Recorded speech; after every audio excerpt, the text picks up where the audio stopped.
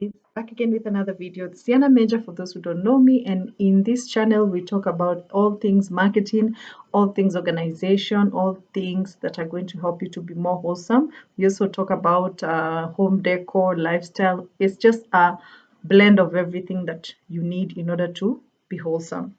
So first of all, we start with tea here, and I'm steeping uh, mango and pineapple by Kericho Gold. So if you're in the tea business and you want me to sample your tea, go ahead.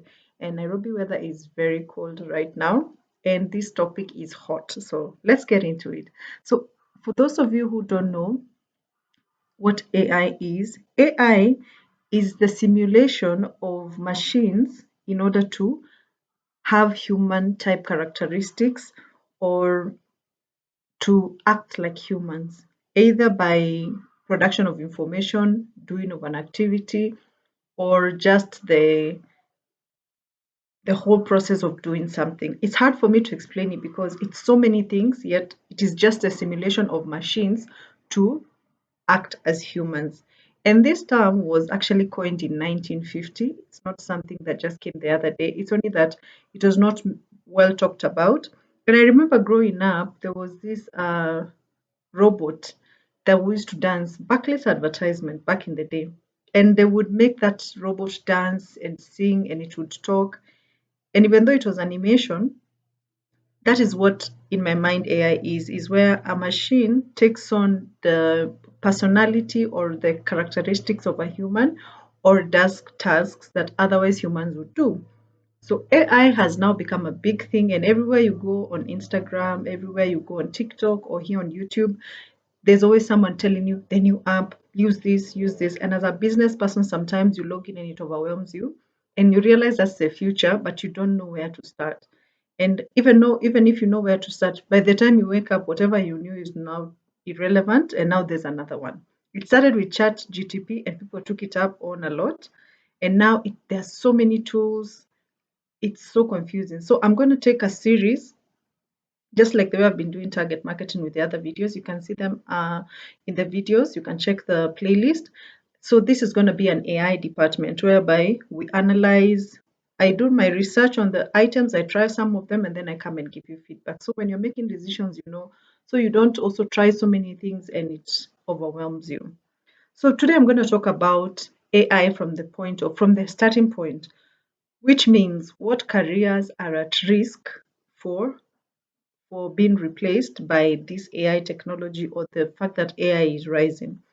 Now, AI has always been around, like I said, and it is the application of it now that is becoming more dominant. Because before it was used in medical treatments, whereby there are some surgeries that cannot be done by the human hand, but they make robots and then they install the centimeters they need to go into the brain with certain needles that human beings are not able to, or it's very sensitive. And because of the precision of that robot, you find that AI has been used mostly in the medical industry as well as military because of risks and stuff like that.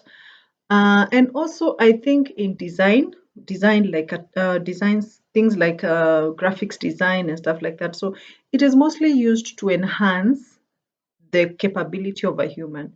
But now it's coming up as if it wants to replace humans. So you need to know if you're going to be in these careers for your children to make the right decisions, or even for you if you're planning to transition or you're planning to enhance, to put your place in the right place, to put yourself in the right place that you can be able to pick what you need to pick in terms of knowledge for you to be able to advance. So let's get into it. Let me take a sip. It's nice. It tastes more mango than pineapple. So the careers that are at risk because of I have a couple of them here, and I'm going to go straight into them. So the first one is marketing. Now, I'm in marketing, and I know this to be very true because the things which I have learned over years, someone can install them in a machine, and then what I know I've learned over years, someone can instruct a machine or a software to do within a day. So market research is at risk because first of all, AI can do analytics. things which I need to sit down with a calculator, do Excel sheets. Marketing is at risk because AI tools can do analytics of the information you have. It can also target trends. It can tell trends more than me because for me, I'm looking at the emotional aspect of a customer exposure, but AI can be able to gather so much data within a very short period of time, find things that are common, and then predict like what are the potential trends. As well as another career that is at risk is teachers. And this is in two ways, whereby there are teachers who they give assignments like in college. You tell somebody to write a report about something, people have been going to chat GTP. They just give instructions and then a report comes out within 20 minutes. They just edit so that they don't plagiarize. If you're a student, you know what you've been doing.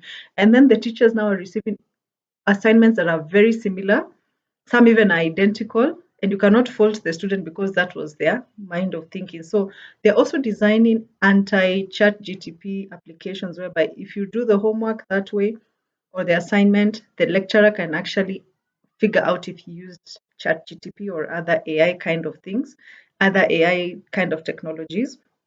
So the teachers are having a hard time because they don't really know if they're grading a person or they're grading the result of as a tool the student has used. Another thing that is affecting the teachers in terms of AI is that AI can also teach, whereby if somebody wants a certain topic, they will just write it and then it will bring in the main points. So you'll find also teaching is going to become very hectic because there's a technology that is doing what maybe the plans you are planning maybe to teach somebody within 3 weeks, but they log in, they get all the points in 10 minutes, and your work kind of becomes irrelevant. So, teaching at some point is going to be very challenging because the human need for to be a teacher is going to be shifted. So, as a teacher, it would be advisable for you to embrace AI and you use it as a way of also engaging with your students, like instead of telling them go read this book, you go tell them go to chat gtp and then find out the points. So when they come, you analyze the points and then you now tell them now go read the book, and then we compare what we got from chat gtp or other applications as compared to what is there in the real book or in the real curriculum. So another industry that is going to be affected by AI is finance.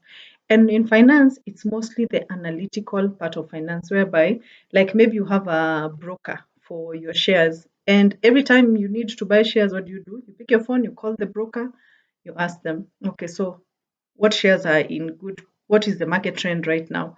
What is being bought? And then they tell you, let me do research. They go bring down the charts and then they compare. While if there's a tool for such a thing, you just put in last 6 months data for, let's say, Safaricom shares.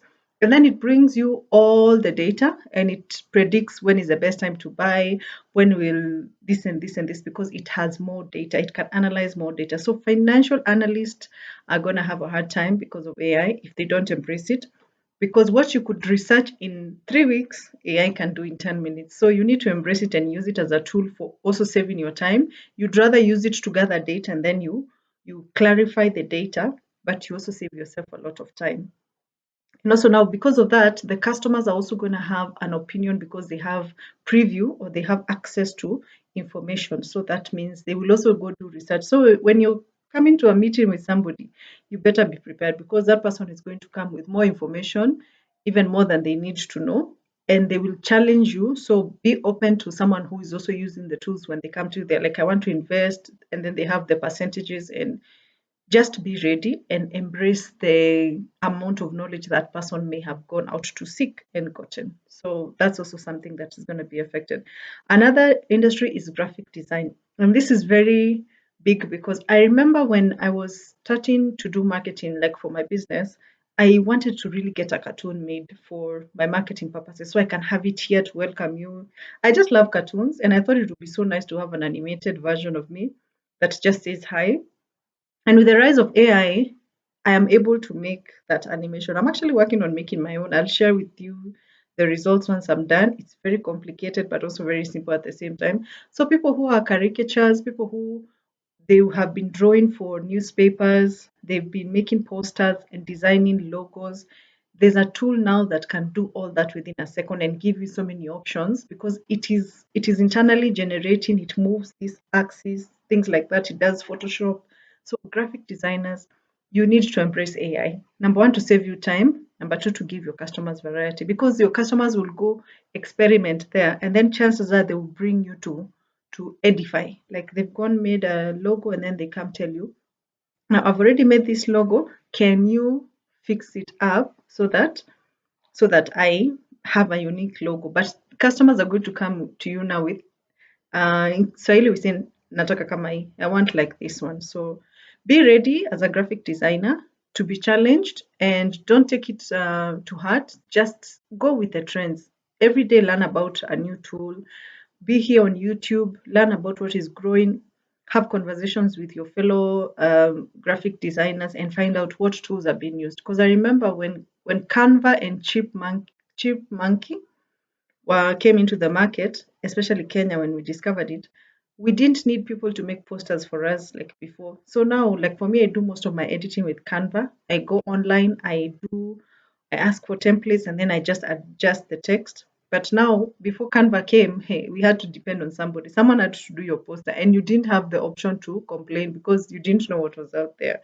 So graphic designers embrace AI and use it to save yourself time and to give your customers variety. Now, another industry that is going to be very affected is customer care.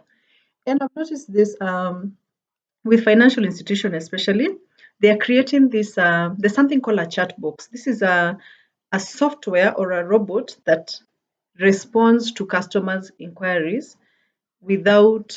It's universal. It gives you option.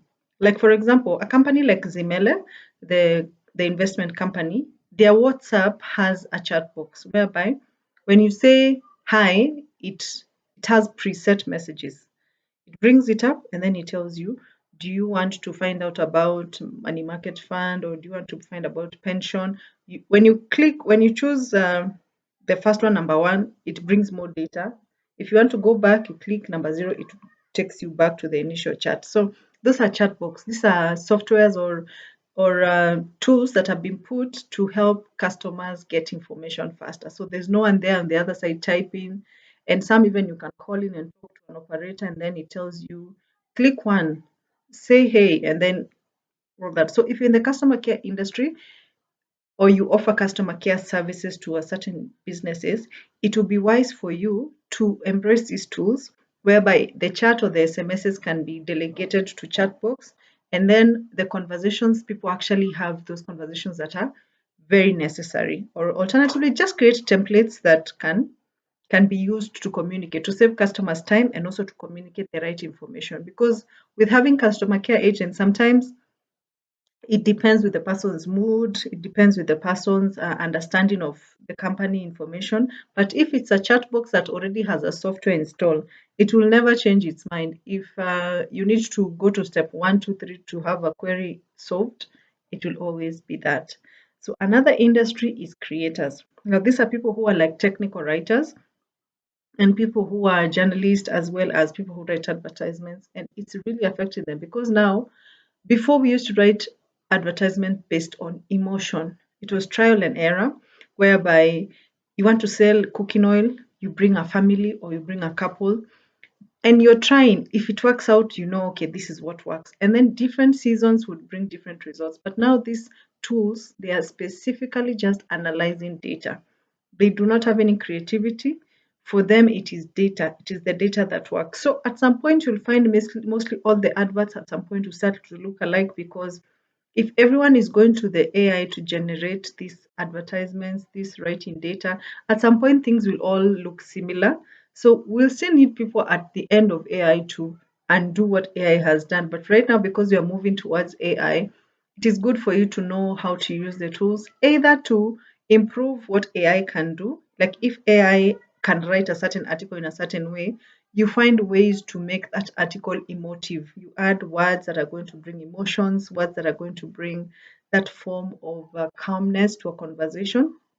So if you are in the creative business, even with me like YouTube, I at some point have to get into AI to find out how do I add thumbnails, how do I even make myself into an animation so that it's easier for us to have conversations with people who like creative work, because and also to generate topics and also to have conversations with you. So Creatives embrace AI. It is not coming to replace your creativity or spice. It is coming to make work easier, but that is only if you embrace it from that perspective. Another department that is going to be affected or industry is the legal industry, because AI mostly gathers data and then makes an analysis or a prediction. So imagine you're a law student, you've gone to school all those years to learn about the constitution, to master it, and then there's this software that has come in that already has the the constitution installed from the beginning to the end. So when a customer comes or a client comes and they ask references to divorce, it is going to bring all the potential, what is it called, Section A. It will quote the Constitution directly and say, how is this going to improve this? It will give the client so many options. So even when customers and clients are coming to you as a lawyer, just know that they're going to have tried those AI. They will have their own ideas on how to do it. So it's going to be very cumbersome, especially if you're attached to doing things a certain way. So these tools are coming to help us to open up. They can either come and challenge you and put you out of business, or they can come and then they help you to make your work more efficient, to increase scope, to give your customers variety, to also add in your own creativity. And AI is not going to stop. Tools are coming out every day, and some of these tools are not very well made. They're just experimental. Some of them are coming to harvest your data. So, as an organization, just don't take up any AI, and then you find yourself, like for example, in the case of the lawyer, you just buy a tool online or you download, and then you put all your information, and then it is gathering personal information, and then there's a scandal. Or if you're in customer care, people are being called, they're being given advertisements that you did not sanction on. So you need to be able to realize that AI is a tool, and it is up to you how you use it. You can use it for distraction, or you can use it for the well-being of your business. And just I would just suggest you be open-minded and do what you're doing, but add the spices. So how are you using AI? For the students, I know they really love ChatGTP. The homework aspect of doing assignments has just gone out the window, and the teachers are frustrated. So how are you using AI? Do you think you want to use it for now, or you want to give it time until you're not an early adopter? You want people to try it out, and then once people have stabilized, now that's when you go in. And maybe other industries I did not mention that have been affected by AI, because we know the medical industry has already been affected, the military. So how is AI affecting you right now in your business? And I hope that you're learning something from the videos. If there's something you really want me to talk about, please feel free to write in the comment section down below. As well as, I want to see you flourish as I am flourishing day by day, and I look forward to reading your comments.